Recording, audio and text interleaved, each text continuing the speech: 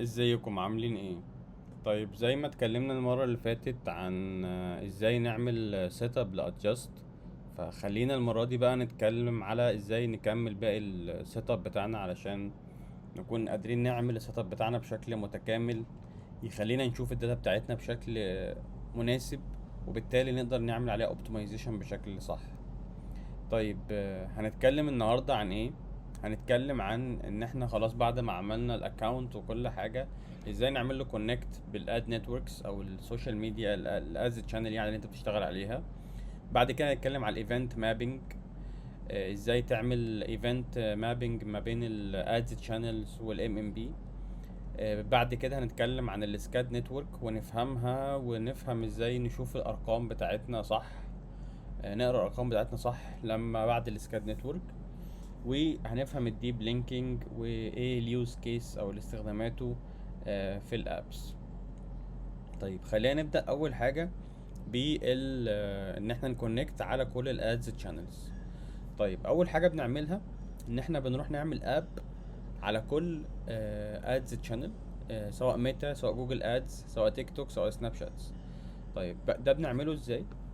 اول حاجه ميتا بتخش على بورتال او موقع اسمه ميتا فور ديفلوبر، بيدخلك على اللينك ده developer.facebook.com. بعد كده بتخش على الابس وبتخش تعمل كرييت اب.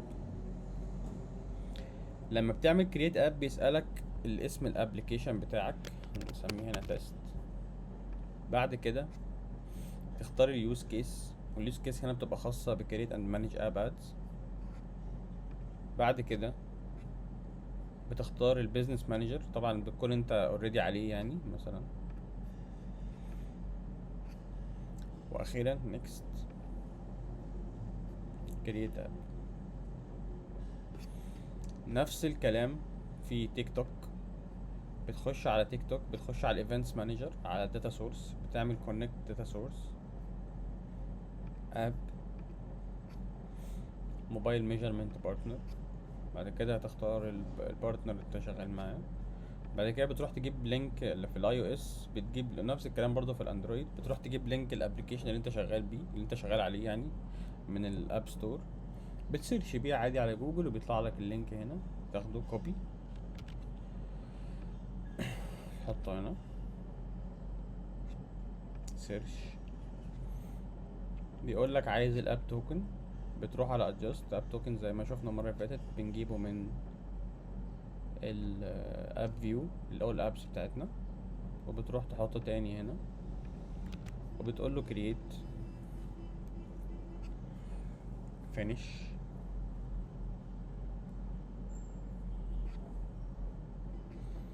كده انت كريت اب على تيك توك.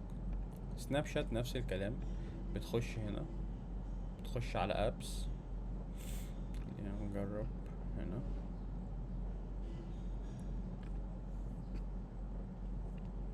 ده بيزنس، من البيزنس مانجر بتخش هنا على ابس، اد ان اب، كرييت نيو سناب اب، تختار اسم الاب بتاعك، الاي او اس اب اي دي ده من هنا بتجيبه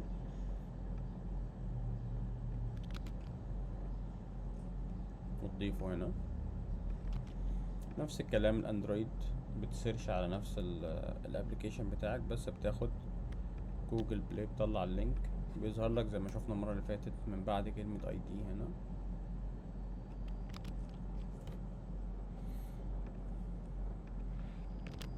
بعد كده كونتينيو.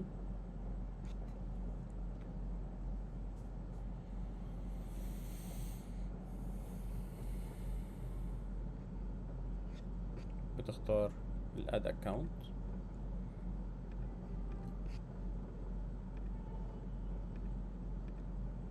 بعد كده بتختار ال MMB adjust. بعد كده بتعمل follow بالظبط. بعد كده بتعمل submit، بتاخد بس كوبي الاي دي، وكده انت عملت الاب اي دي خاص على سناب. بعد كده بتطلع على جوجل، نفس الكلام، جولز تولز سوري، كداتا مانجر. من داتا مانجر بتلاقي في حاجه هنا اسمها ثيرد بارتي، خش تدوس عليها تعمل مانج. نفس الكلام برضو كرييت، تختار الاسم الام ام بي والاي او اس، هنا بتسيرش مثلا بالاسم بيظهر لك على طول، وبتختار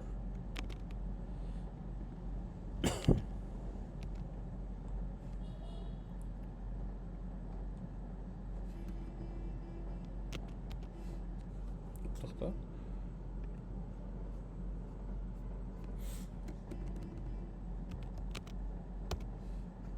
بس كده، بتختار بعد كده بتعمل كرييت لينك اي دي. مش هعمل بس عشان ما اعملش، عشان اوريدي عامل هنا، فبتاخد هنا ده بيكون اللينك اي دي، تاخده كوبي. ماشي كده، عملنا كل الاب على كل التشانلز. بعد كده بقى بتربطهم بادجاست، بتروح على ادجاست، بتخش تحت كامبين لاب على حاجه اسمها بارتنرز، نيو بارتنر، ناخد كله نفس الطريقه طبعا. تيك توك، تيك توك سان فور بزنس سان، دي اللي بتربط بيها. بعد كده وكل الام ام بيز بيكون عندها الانتجريشن الخاص بيها، وبيكون نفس الطريقه يعني. هنا تروح بقى تختار الاب اي دي اللي انت عملته. يعني هنا في تيك توك احنا عملنا الاب اي دي بتاعه، الاب اي دي بتاعه هنا اهو، هو ده. تجيبه هنا وتروح تضيف، سوري ده الاندرويد، انت بتضيفه هنا في الاي او اس. وبتروح هناك برضو زي ما عملنا الاي او اس، تعمل واحد للاندرويد، وبتيجي تعمل هنا enable. بعد ما عملت الاتنين enable، وبتعمل enable هنا كده، انت تيك توك عندك اتعمل. هنا بقى شو بيطلب منك شوية حاجات اوبشنز لو انت عايز تستخدمها تمام. ان انت مثلا بتقول له هتبعت ان اب، هتبعت ريفينيو، بارامترز. لو انت عندك بارامترز هتبعتها لل للادز شانلز دي، يعني ممكن تبعتها، تقول له انت هبعتها هنا send all parameters او بارامترز معينة. نفس الكلام في الاي او اس. وهنا بتيجي تعمل، خلينا نتكلم فيها دي بعدين، بس ده كده مثال.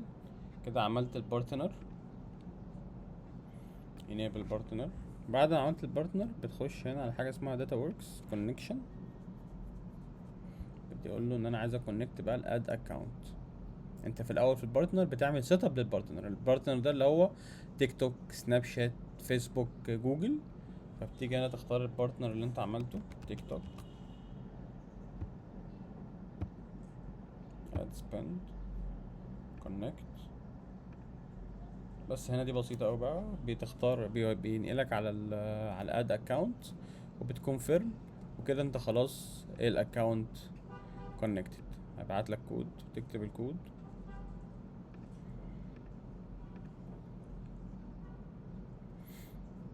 خلينا نشوف الكود.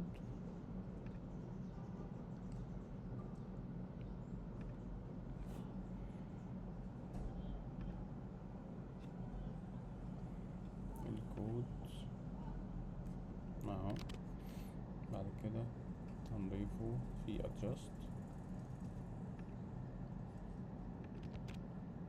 بس كده confirmed.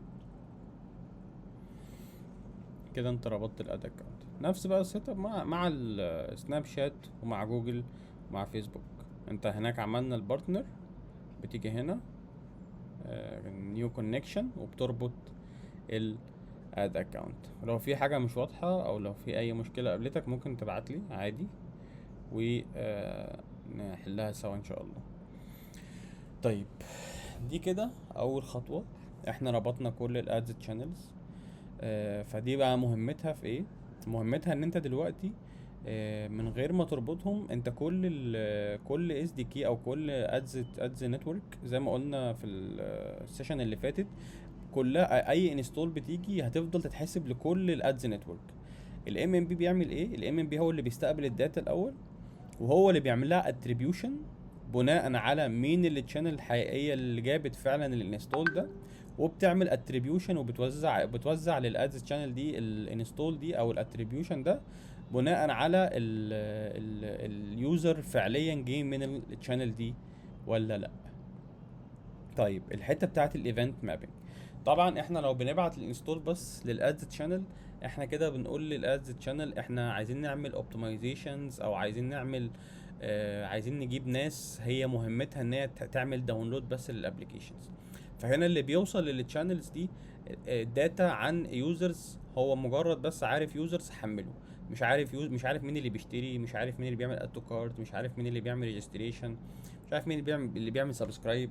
فهو بيوبتمايز الكامبين بتاعته بناء على، يعني ممكن نقول الويكنس او اللو تارجت اودينس بالنسبه لك، لان انت اللي بيحمل ده نسبه كبيره جدا، مش يعني مش لازم ان هو يشتري، هو مجرد حد بيحمل.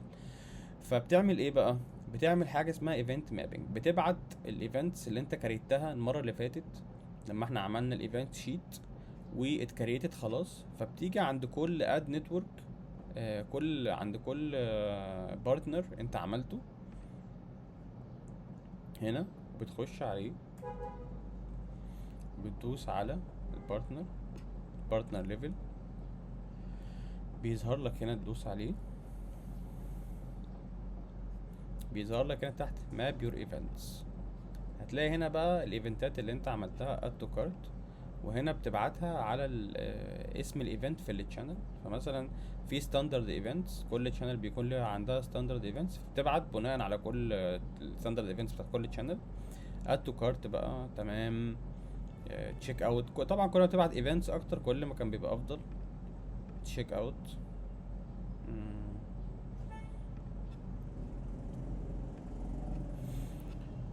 واخر حاجه مثلا تبعت بيرشيس.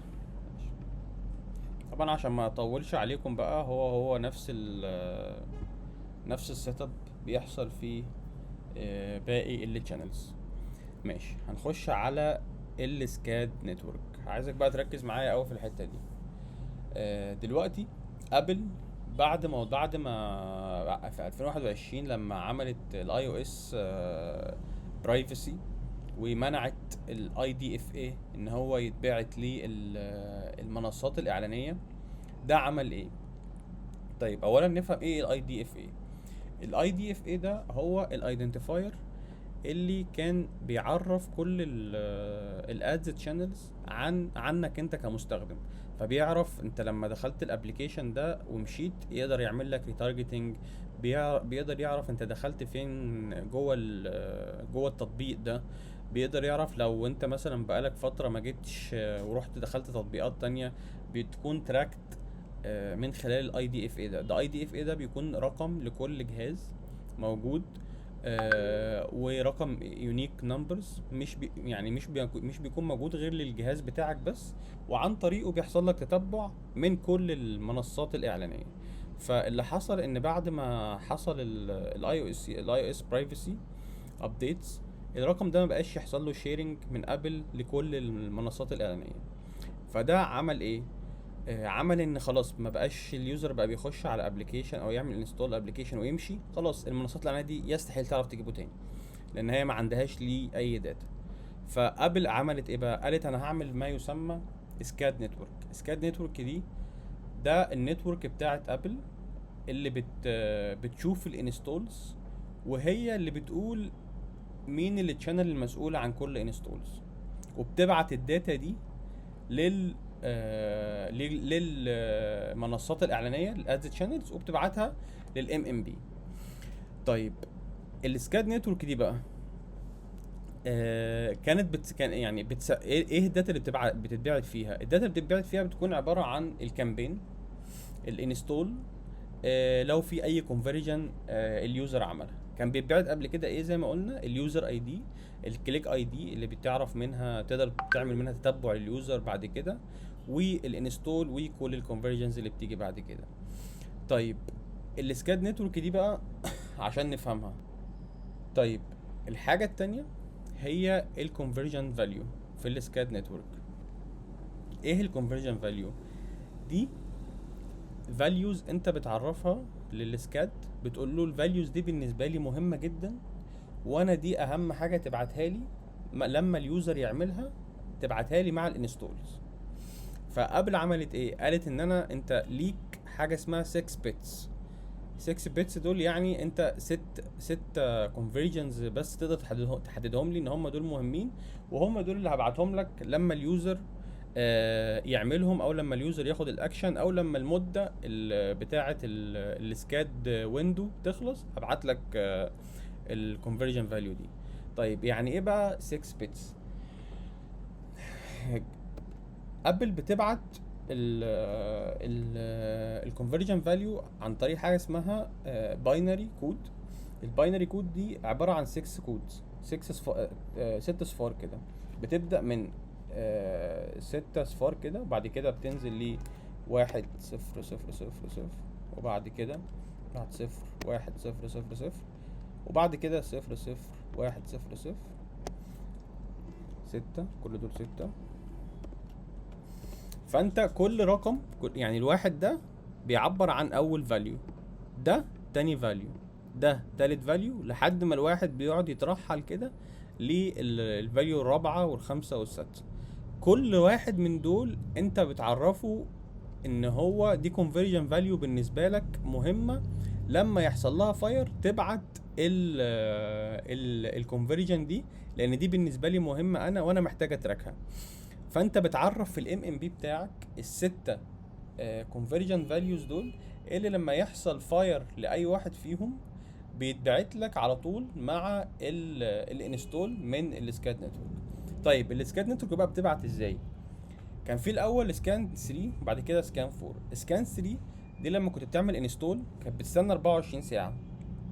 في خلال ال 24 ساعه دول لو اليوزر ما عملش اي اكشن بتبعت لك ان اليوزر ده عمل، ان في حد عمل انستول من الكامبين الفلانيه، ما بتبعتش طبعا اي معلومات عن اليوزر. طيب اليوزر في خلال ال 24 ساعه دول عمل كونفرجن من الكونفرجنز اللي انا حاططها اولويه، اللي هي الكونفرجن فاليوز، بيبدا يست التايمر من اول وجديد.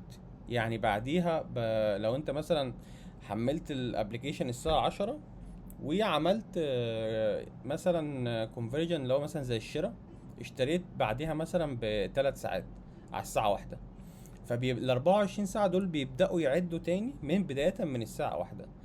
لو حصل ان اليوزر عمل اي اكشن من الكونفرجن فاليوز اللي انت معرفها دي، بيبدا كل شويه بيبدا يريست التايمر لحد ما التايمر بيخلص، وبيبعت لك الانستول والكونفرجن اللي اليوزر عملها من الكونفرجن فاليوز اللي انت محددها.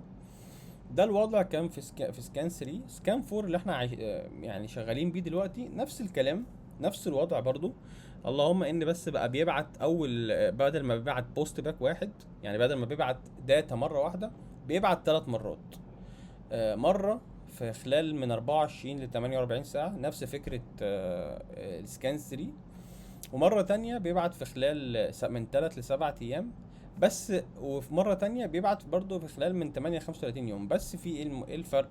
ان اول واحدة دي بس هي اللي بيكون بيبعت لك فيها فاليو، يعني بيبعت لك فيها ان مثلا في الكامبين دي عملت 3 كونفرجنز، او الكامبين دي عملت 5 انستولز. انما في الكونفرجن الفاليو التانية في البوست باك التاني والتالت بيبعت لو ميديوم وهاي. انت نوع تاني من الكونفرجن اسمه كورس كونفرجن فاليو. الكورس كونفرجن فاليو دي هي ما بيقولكش ان في حد اشترى، بس بيقولك ان عمليات الشراء حصلت كتيره، فمعنى كده ان بيجي لك ان في هاي كونفرجنز حصلت، او ميديوم. لو انت مثلا حاطط ان الميديوم هو يبقى الريجستريشن، فبيقول لك ان الكونفرجن فاليو اللي حصلت ميديوم، ولو لو بيقول لك ان هي لو. طبعا واحنا بنعمل السيت اب هوريك الفرق ما بينهم. فهو ده زي ما بقول لك، ده البوست باك الاولاني والبوست باك التاني والبوست باك التالت. طيب نعمل لهم السيت اب ازاي بقى من الام ام بي؟ كله طبعا نفس السيت اب نفس الطريقه. بتخش هنا على السكان كونفرجن هاب،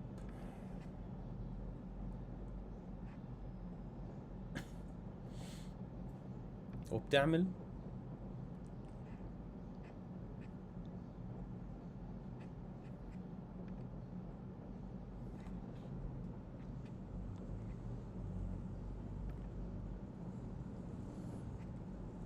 ماب كونفرجن فاليوز. هنا انت دي الابس اللي انت عاملها عندك على التطبيق، فبيقول لك ماب كونفرجن فاليوز.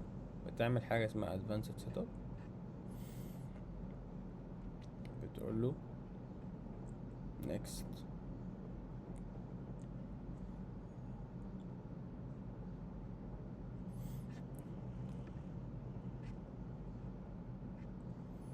هنا بتقول له هم دول 6 بيتس اللي انت تبعت فيهم الفاليوز.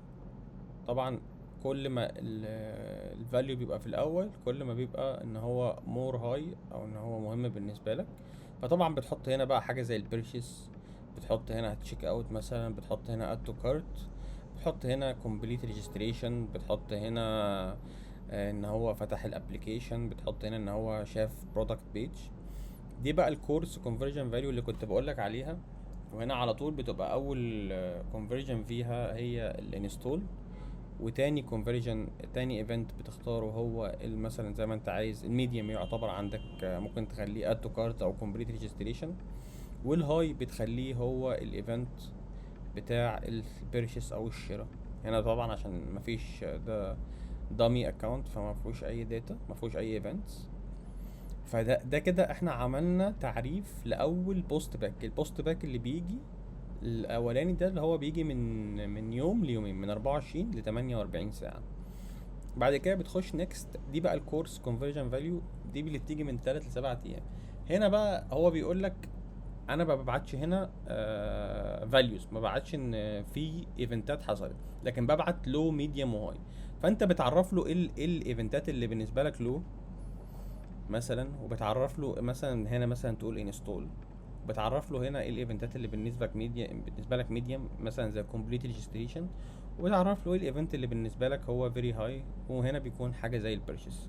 فهنا بس انت ما بتشوفهاش دي في الام ام بي، بتشوفها في حاجه اسمها الرو داتا.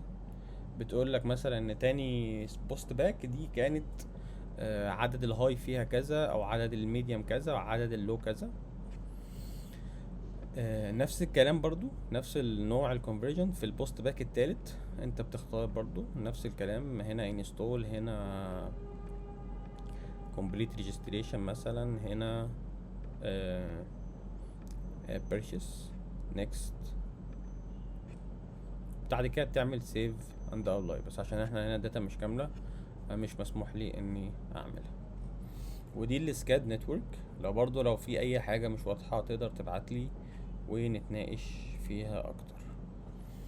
ماشي. الحاجه الرابعه بقى والاخيره هو الديب لينكينج. احنا في الابليكيشنز ما عندناش الرفاهيه بتاعه الويب سايت ان انت تقدر تبعت تاخد لاندنج بيج بتاعه البرودكت وتضيفها في كامبين وتشغل كامبين على البرودكت ده بس، لكن عندنا ما يسمى الديب لينك. هنا النورمال لينك هو اليوزر بيروح بيفتح الاب ستور، بيداونلود، بيدخله على الهوم بيج.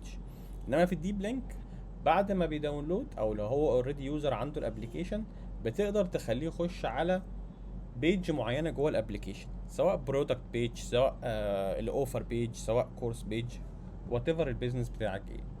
طيب الفرق بين اللي فيه ليه نوعين. النوع الاول لو اليوزر عامل اوريدي انستول الابليكيشن بتاعك، انت بتقدر لما في ريتارجتنج كامبينز تقدر تستخدم الديب لينكس لليوزر اللي عاملين انستولز ان هم يخشوا على صفحه معينه، وده بيبقى اسمه النورمال ديب لينكس العادي. في نوع تاني اسمه الديفيرد ديب لينكس، ده اليوزرز اللي هم ما حملوش التطبيق. ده لما اليوزر بيداونلود بيخش على الاب ستور وبيعمل داونلود، لما بيفتح له الديب لينكس بيفتح له على الصفحه اللي انت عايزه يروح عليها. وطبعا الاتنين مهمين والاتنين ليهم استخداماتهم.